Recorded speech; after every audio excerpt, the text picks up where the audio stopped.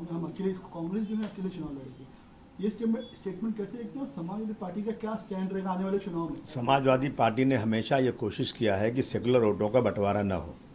हमने अब इस साल नहीं बल्कि पिछले 2-3 टर्म से हमने कांग्रेस से हमेशा बात किया और लास्ट डे इन्होंने हमें बेवकूफ़ बना दिया, हमें सीटें नहीं दिया।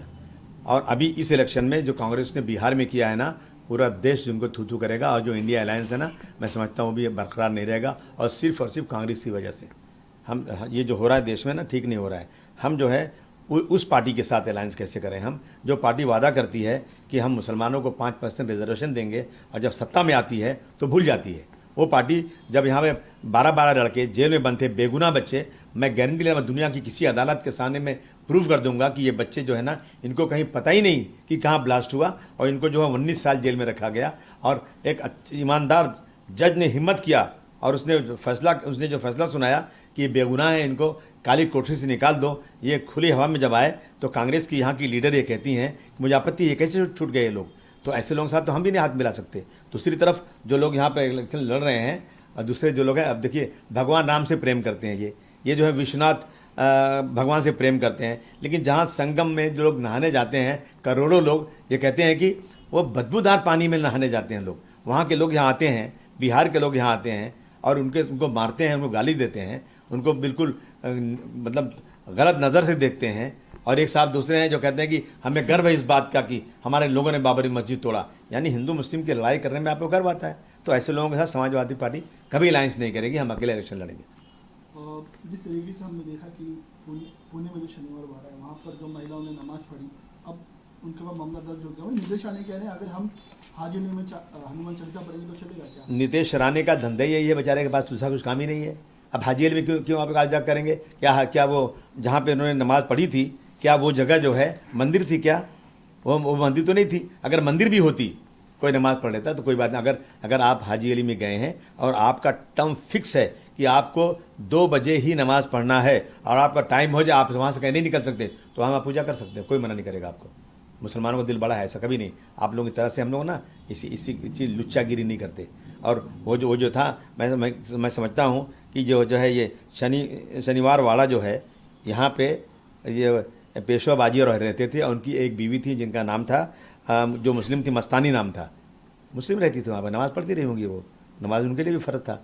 तो ऐसी जगह पे नमाज़ पढ़ लिया तो आपको अब वहाँ गाँव मूत्र लाकर उसको शुद्धिकरण कर रहे हो। ये सिर्फ ये दिखाना चाहते हो मेजॉरिटी को कि हम मुसलमानों को तबाह बर्बाद करके छोड़ेंगे। अरे जिन मुसलमानों ने, आपको शर्म नहीं आती? मैं उनसे पूछूं, मैं अभी ये जो है वहीं पूना के अंदर ये एक जो है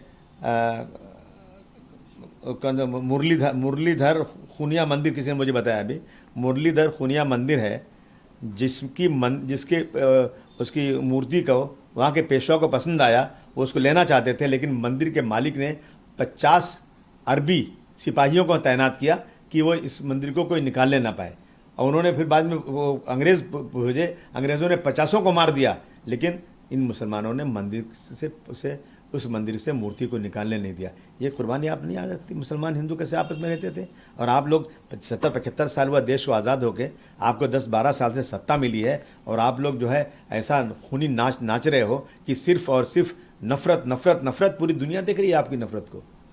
जिस तरीके से सरफराज खान को लेकर कंट्रोवर्सी हो रही है, कांग्रेस कह रही है कि उसका नाम खान है इसलिए नहीं सिलेक्शन हो रहा है, जबकि वो बहुत अच्छा खेल रहे हैं, क्रिटिसाइज किया जा रहा है। नहीं देखिए, अगरचे सिर्फ खान या मुसलमान की वजह से ये हो रहा है तो उसकी निंदा खुली होना चाहिए।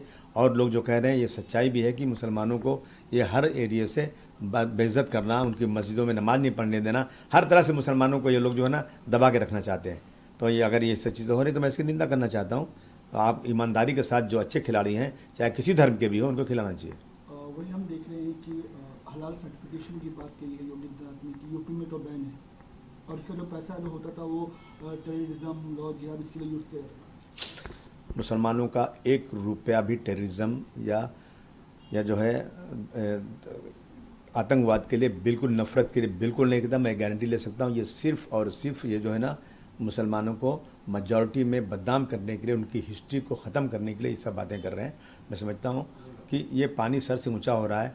हर जगह मुसलमानों से कोई सामान मत खरीदो, मुसलमानों को कोई प्रॉपर्टी मत बेचो, मुसलमानों के साथ लेन देन मत करो। मुसलमानों की मस्जिद में नमाज नहीं पढ़ने देंगे, छत पे नमाज पढ़ेंगे तो भी हम उनका पासपोर्ट कैंसिल कर देंगे। ये सारी चीज़ें जो देश में हो रही ना, ये देश को बर्बाद करने वाली है। चलिए आई भाई, मिठाई आई।